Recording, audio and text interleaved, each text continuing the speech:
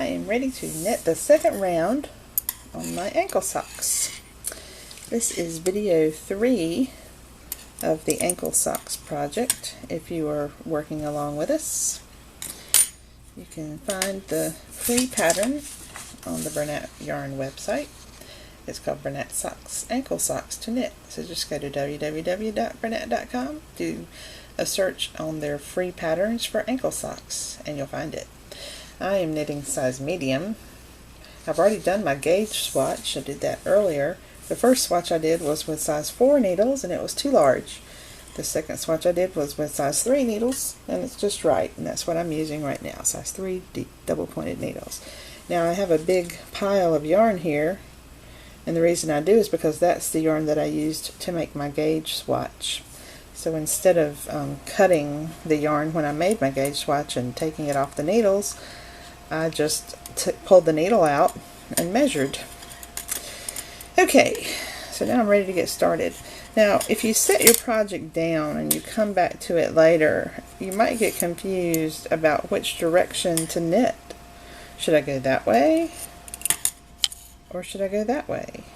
And the way to tell is looking at your yarn and seeing where it's coming from. And if you look, you'll see that I'm using yellow yarn, and there's some yellow stitches here, and on this other needle there's blue stitches. So the stitches that I just finished knitting are yellow. So I know that I'm ready to go to the next needle over here.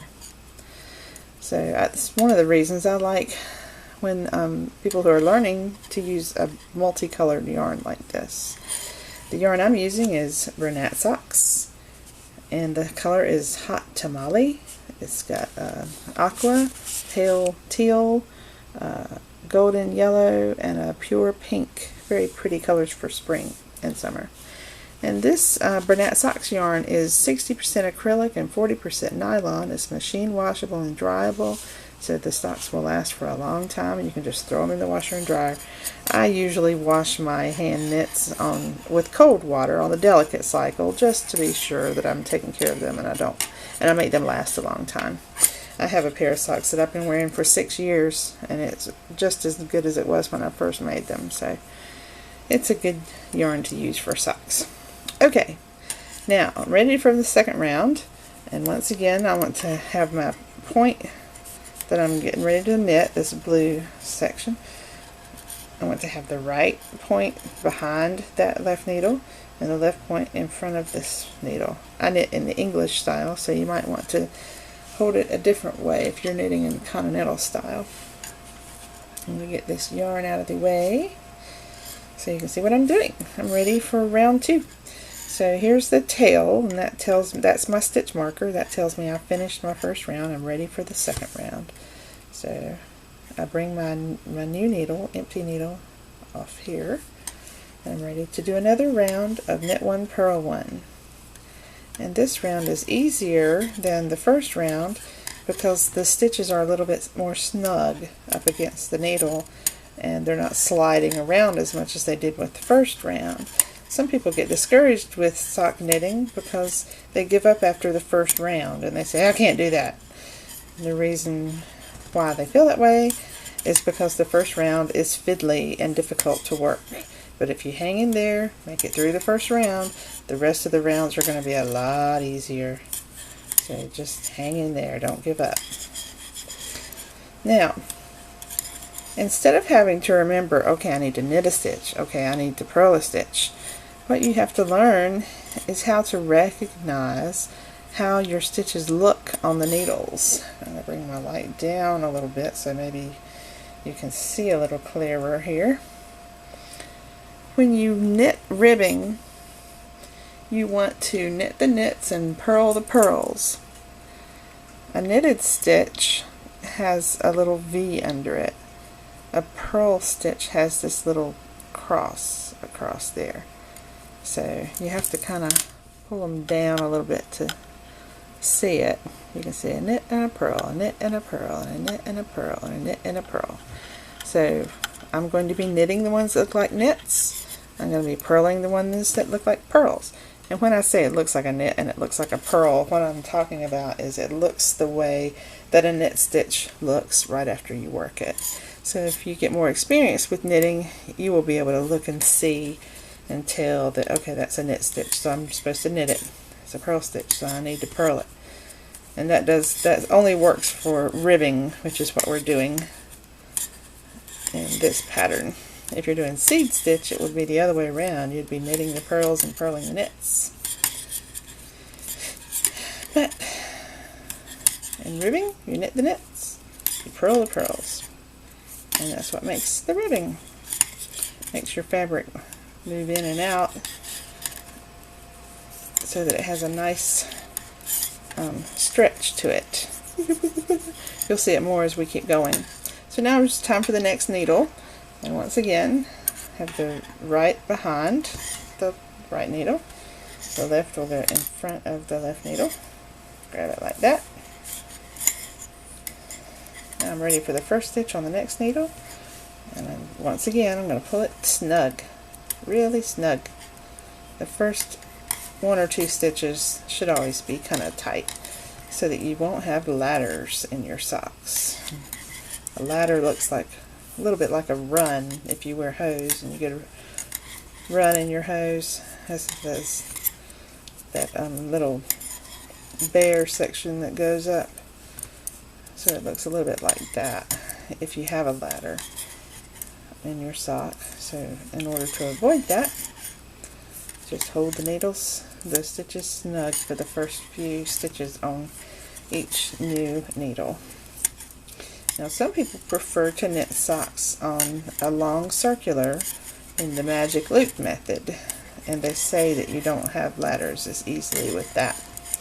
And some people like using 2 circulars to knit their socks. I'm just weird, I guess, because I enjoy using double pointed needles. dpns, double pointed needles. And the reason they're called double pointed needles is because they have a point on each end. I like it. I think people are impressed when they see you working with double pointed needles. They're like, how do you do that? It's really not hard because all you're doing is working with 2 needles at a time. So we knit a stitch, pull it forward, and we purl a stitch. So this is the longest needle here with 28 stitches on it if you're making the medium size like me.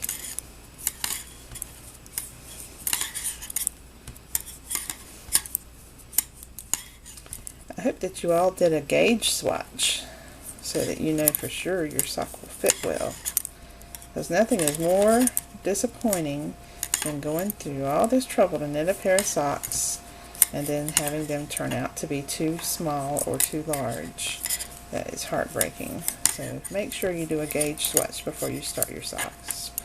Gauge swatches are not so important when you're making squares or rectangles for afghans or for dishcloths or stuff, but if you're making an item that you're going to be wearing, you definitely need to do a gauge swatch so you can make sure that the item will fit.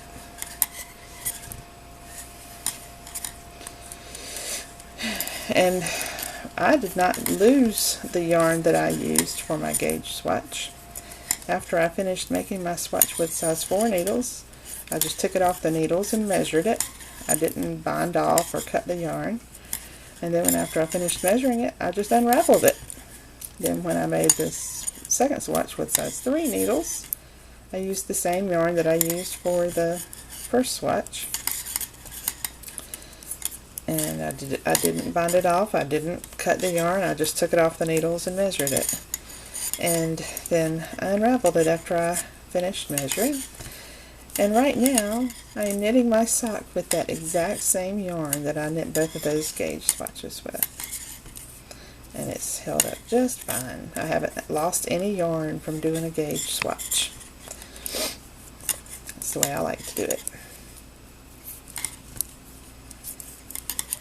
Good thing about this Bernat Sox yarn is it's a good sturdy yarn, so it's not going to be damaged by using it over and over and again. Most yarns can hold up to that, but some of them are a little weaker. So now I've finished another round.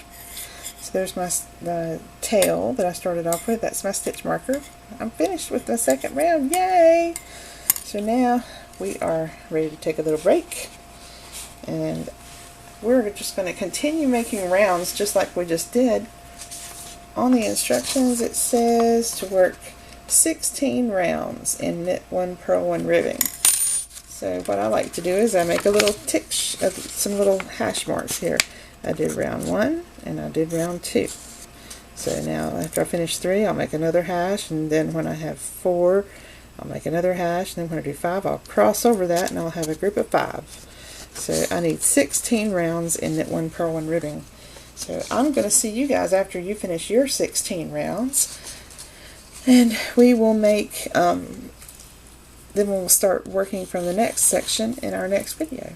So enjoy making your 16 rounds with your Bernat Sox or your other sock yarn with your double pointed needles or your circulars, and I'll see you then. Talk to you later. Bye.